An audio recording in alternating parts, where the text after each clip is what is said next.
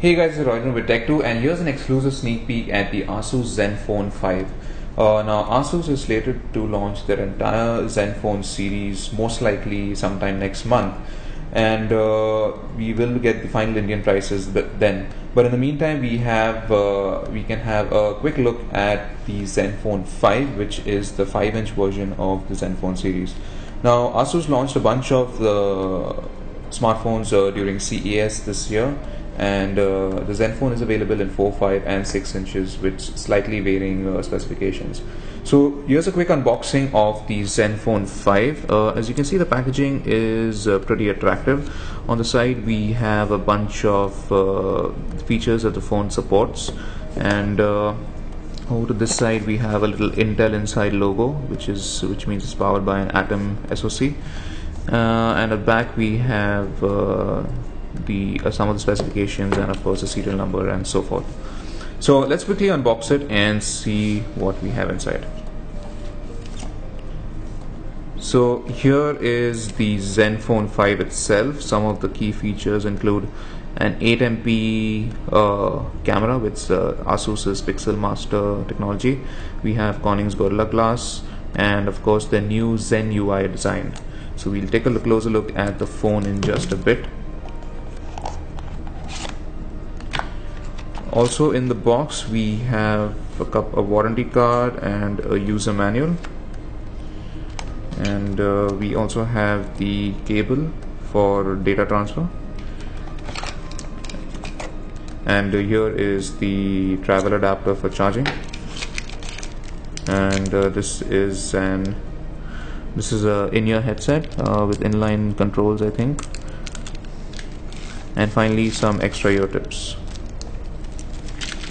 So here we have the Zenfone 5. Let's just quickly boot it up and we'll run through some of the specifications real quick.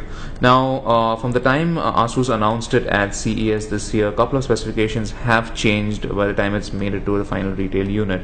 So the front, we do have a 5-inch HD IPS display. And the phone does support quad band 3G and quad band 2G.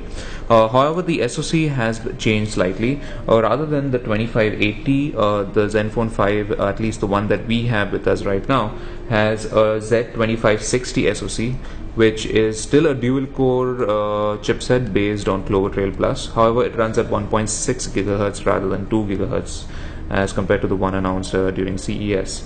Also, this model does not have 1 GB RAM as it was earlier reported, but instead it comes with 2 GB RAM, which is always a good thing. And the battery also has increased slightly. We now have a 2110 mAh battery as opposed to the 2000 mAh battery seen on the previous model. So let's just quickly run through the design. As you can see, we have this little brushed metallic finish at the bottom, which we've seen a lot on Asus notebooks, especially the ZenBook series. So they've carried forward that same design language onto the phone as well. There are 3 capacitive buttons over here, and in the top we have a 2-megapixel front-facing camera and a bunch of sensors like proximity and ambient light sensor. Now over to the sides, there is in the similar metallic finish, we have the power button, and there's a volume rocker button right over here. So this is a dual tone finish. It's I think the Zenfone 5 is available in multiple colors. So this is the white variant over here. So the back cover is removable. There's a little hinge, there's a little groove over here where you can just snap the back cover off. So let's just quickly take that off and see what we have inside. So underneath we have the 2 SIM card slots, 2 micro SIM slots, and of course we also have a slot over here for the micro SD card. So on the back we have the 8-megapixel camera and the single LED flash, and of course you will get a speaker grill down at the bottom. So let's just quickly set this up and let's take a look at the user interface. So this is Asus's new redesigned Zen UI. As you can see, it's noticeably different from their previous versions of Zen UI. Once again, we have we've transitioned to a flat theme as opposed to a more 3D graphical theme as in the previous version, and it seems like many manufacturers are migrating towards the flat theme, which I guess looks pretty nice, and it's neat as well.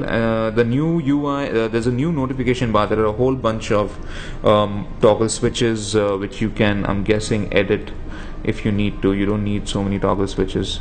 You have a brightness control as well, and then there is the settings menu over here, which we'll just dive into real quick. So